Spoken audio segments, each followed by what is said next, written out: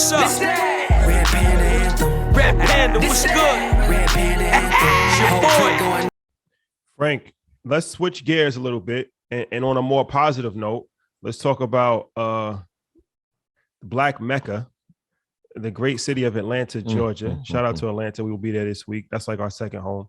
So it actually just ties in perfectly because we were just talking about high-end jobs, tech, not enough skilled tech workers. Right. But Atlanta actually is leading the charge for a Black Tech Hub. 27% of tech workers in Atlanta are Black. That is the highest in the nation. Like I said, I think in Silicon Valley, it's like less than 1%. So in Atlanta, it's 27% of the tech workers are Black. So let's talk about this because that was another report that you did. It didn't get as much attention as the last report that we cited, but let's talk about the report that you did on Atlanta becoming a tech hub. Yes, listen, I'm not stopping y'all from posting. I got you. I'm not stopping. I got you. We got you. But on a serious note, 27% of tech workers in Atlanta are Black, and it is an emerging tech hub. When you look at the growth of tech jobs in Atlanta over the last 5 years, it's at about 15%. It's very comparable to the Bay Area that everybody thinks is the mecca of tech. The Bay Area is 16%. CBRE, a company that does industrial warehousing, office space, they rank Atlanta as the 8th best tech city in North America, competing with towns like the Bay Area, like Austin, like Charlotte, which is another emerging tech hub.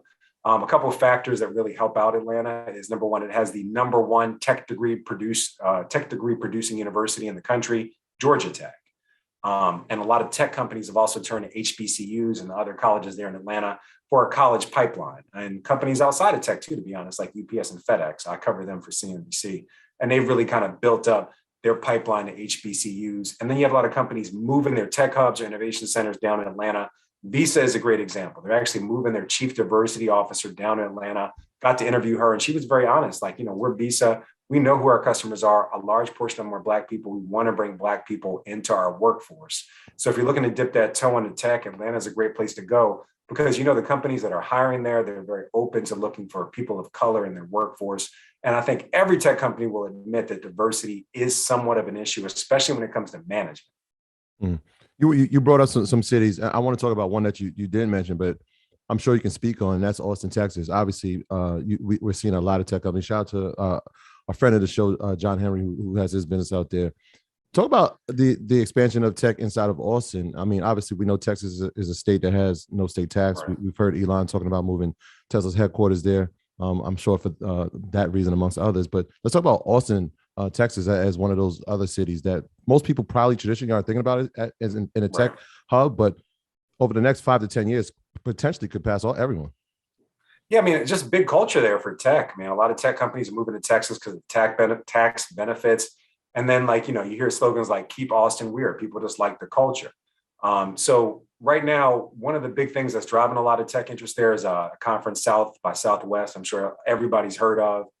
That's bringing a lot of tech minds there. And then they're also having that social aspect, which is why there's a lot of Black business in Atlanta, because you go down there, you can have a good time, and then you can also do your business. You know what I mean? And so that's what's definitely kind of fostering that relationship.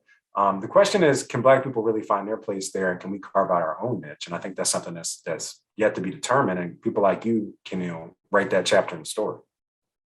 It's funny you say that. Going off the last point, what are the top 3 jobs in tech in Atlanta specifically you think people should start aiming towards if they're looking to make a transition or start their career? I mean, it really depends on interest, but I think, Ian, what you were saying earlier is actually absolutely true. You got to look at emerging tech. Like, how do you get into metaverse? Like the metaverse, here's another story I'm actually doing tomorrow on building the Black metaverse. A lot of these companies, including Meta or Facebook, however you want to call it, and also Roblox, they're really making efforts to create more Black interest in the metaverse, whether it be games. Meta, aka Facebook, gave about 100 of their MetaQuest Oculus headsets. Again, they changed the name, but it's MetaQuest now. It used to be Oculus. To Ron Clark Academy, a predominantly Black private school down in Atlanta. And they're doing a lot of these different initiatives around the country. They actually have some pretty robust Black history programming on the Oculus headset because they want to bring us in. They want us to develop games, develop, music, worlds, whatever else. When you look at hip hop, how that's become a mainstream thing. Imagine if someone create the hip hop of the metaverse.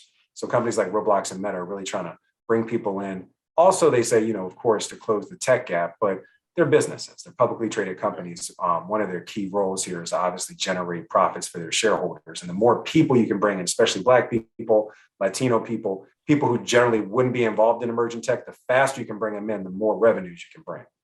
And it's also a thing of being able to move culture.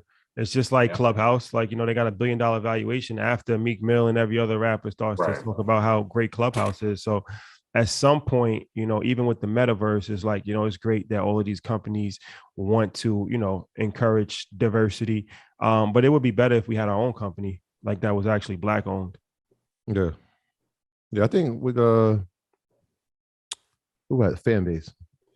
We are doing something with Fanbase. Yeah. Shout out to them. I spoke to him. I spoke to Isaac. I spoke to him a couple of days ago. But I just feel like at a certain point in time, it's like, you're still relying on somebody else to do something. And it's one of these things that just goes back to like sports and entertainment where, you can't always be talent. You have to be an owner at some point. Right. Equity. I mean, it's a word that people throw around all the time. Beyonce said, I need equity, but equity is a powerful thing, man. When you have equity in your home, you can do all types of things. You can take a little bit out. You know what I mean? You can leverage it to buy another property, and equity and other things, whether it be your career, your church, whatever it is, can be a powerful tool. Yeah. And in Atlanta, Paul Judge is leading the charge in that. Paul Judge, the Greenwood Bank. He's really, really big in the tech space. We gotta talk to him. He doesn't really talk a lot publicly, but Paul Judge is a very, very smart guy. And he is probably the leader in that whole tech revolution in Atlanta. And then, of course, the mayor, shout out to Andre Dickens. He is the new mayor of Atlanta. Obviously, he's Black. It's Atlanta. They always have a Black mayor. So, it's the Atlanta scene is something that, I think can be the same way they took over hip hop. They can have that same effect in the tech world. So hopefully, we'll see a lot of tech superstars, the next Elon Musk, the next Jeff Bezos. I feel like Atlanta's a perfect place, not just Atlanta, but, Atlanta's a perfect place for, that they have the HBCUs there. They have the political support there. They have the entrepreneurs there. They have, and they have an infrastructure in place better than anybody else has it. So, that's something that I think could be something to be encouraged about. Yeah, I also think the international space as far as tech as well.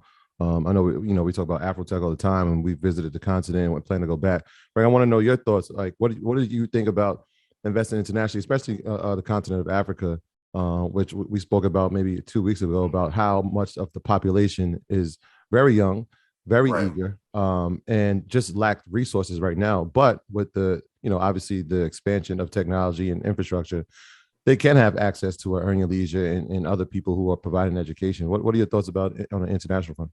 Well, number one, man, I've been dying to go to Africa. I actually had a trip planned right before the pandemic, and the pandemic just canceled it all. I was going to go to Tanzania. I've been wanting to go to Tanzania since I did a report in 4th grade.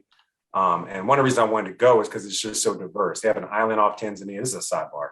An island off Tanzania called Zanzibar with like beautiful beaches. And they have a big city called Dar es Salaam. And then they have all those amazing nature preserves. I want to go pet a real elephant. You know what I mean? Like a real, not a circus elephant, like a real elephant. But just to your point, man, in developing countries, and that's what you're talking about when we talk about Africa, that's the term, developing countries. They have more access to mobile phones. They're already using fintech more than we are.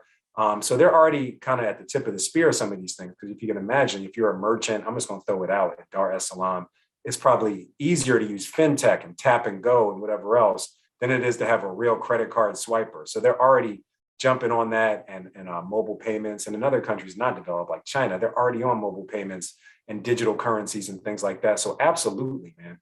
If you have the opportunity to create infrastructure internationally for any of this kind of thing, whether it be internet, 5G, payments, of course, it's a great investment.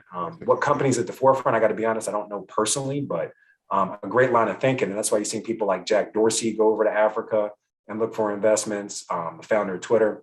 And also you see a lot of people or a lot of companies in China investing in Africa. A lot of industrial things like mining and steel, precious metals and things like that, but also tech. There's a lot of opportunity in Africa. Going back to when you were 18, if you can do it all over again, I'm 39. You look incredibly young, but I know we grew up in the same era. What are like the three things you wish you would have learned back then that would have helped you propel to be even better than you are now? Oh man, the number one thing is something my mom always told me: don't tell yourself no. Just go for it. Let other people tell you no. You know what I mean? She kind of gave me three things, Chris, growing up, and as I got older, it got shorter, and she just kind of paraphrased it. But the things I would do different are things I do now. But I mean, I would always dream big, but even bigger. You know what I'm saying? Like, don't contain your dreams to your situation, to which you know. Dream about things that you can't even imagine. That's how you got to start. And I would even work harder, man. Like everybody else, man. I got sidetracked by this and that. I took my own trip to Tulum. You know what I'm saying? Again, I never speak from a high horse. I took my trip to the Dominican Republic or wherever else and got sidetracked, man, and just pray every day, man. Seriously, I get on my knees and I talk to the man every day. You gonna make it? Yeah. You look like you got stomach pain.